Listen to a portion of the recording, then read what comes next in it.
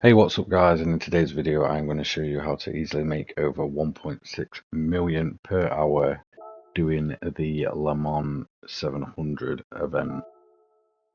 So obviously the first thing you want to do is go into Europe, go into Le Mans and go for the World Touring Car 700. It's the 8-lap event, not the 5.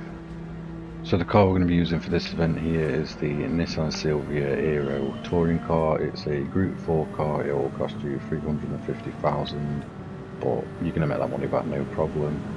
First thing you want to do is put your power to 6. So I saw this car recommended to me in the comments of one of my other money guys, and I thought I'd give it a try, and they weren't wrong. This is easily the best car to grind this event with, apart from probably the Tomahawk X. I am currently running no traction control. Just keep your fuel mix at 6. You've got plenty of grip, plenty of speed, and as you can see here, we're just going to pretty much overtake the whole field within the first lap, no problem. So the main thing you want to do on this first lap while you're overtaking the cars is just overtake them as quickly, as cleanly as possible. I know the game's quite lenient when it comes to your clean race bonus, but I wouldn't take the risk of hitting them, because then you're going to waste 30 minutes and have to do it all over again. So as you can see, the speed difference between you and the other cars is absolutely ridiculous, so you're going to have no problem getting through this bunch. There is a big gap between this group of cars and the next. So the only real downside to this event is it does rain sometimes, it may or may not. So just make sure you purchase inters, so just in case when the rain does come down, or doesn't, yeah, just make sure they're there just in case. As you can see, we've got to the bottom of the straight now, and we're just about to overtake the other group of cars. Again, just quickly and cleanly. You've got a massive speed advantage over them, so you should have no problem really just working your way through them. They're sort of just like rolling roadblocks at this point. So whilst this method isn't as extreme as the Tomahawk method, you're not going to be lapping them or anything, but I have never won by a margin of less than 2 minutes. For some reason, just you've got an advantage in the wet, in the dry, so no matter what happens, you're going to easily take the win. And obviously you're going to see towards the end the strategy that I'm going to use. So obviously we're up into first place now. So what we're going to basically be doing is a one stop. It did rain, I think, a lap 3 for me. As you can see here, it's starting to drizzle a bit.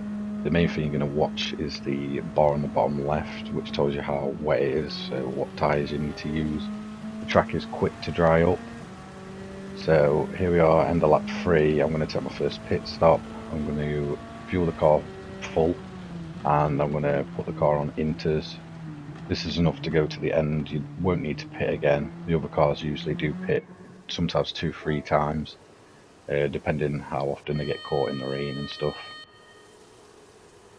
So for some reason it takes a really long time for the car to actually get into its pit box, but once you are in there, they're quite quick to change the tyres over. It's quite quick to refuel as well. The main thing you're going to want to watch out for is when you're leaving the pits and when you enter it, it can be quite slippy there. This sector of the track seems to dry slower than any other sector on it, so even if you are on the inters, just keep your eye out, as a lot of the top end of the track is made for like full heavy wet tyres, but you don't really need them for the rest of the track. The main thing you want to do on this first lap, especially when it starts raining, is just take your time. This car's quite easy to catch if it does slip on the puddles and in the wet.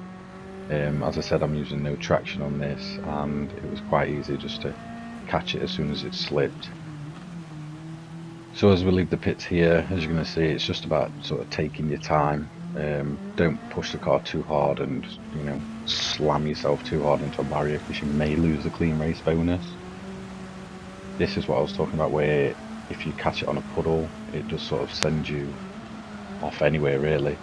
As you can see, I hit the barrier there, and I'm going to slide off a bit here, but it's not going to affect the clean race bonus. You can see with the bar on the bottom left, it's made for heavy wets at that point, but as I said, the majority of the track is made for inters, and it will dry out after a lap, so it's pretty pointless going on to heavy wets. So we're coming up here to the end of lap 6. This is as many laps as you're going to do. At this point I've got over a 2-minute gap to some of the cars. It's consistently always been like this. We're just going to sit and wait and let the timer go down. So as you're going to see here, once the timer runs out, you should still have plenty of, plenty of a gap to the other cars, and you're just going to come across the line. It saves you doing the extra lap. So you earn 825,000 every 30 minutes doing this method. If you like this video, don't forget to leave a like, comment and subscribe, and I'll see you all in the next one.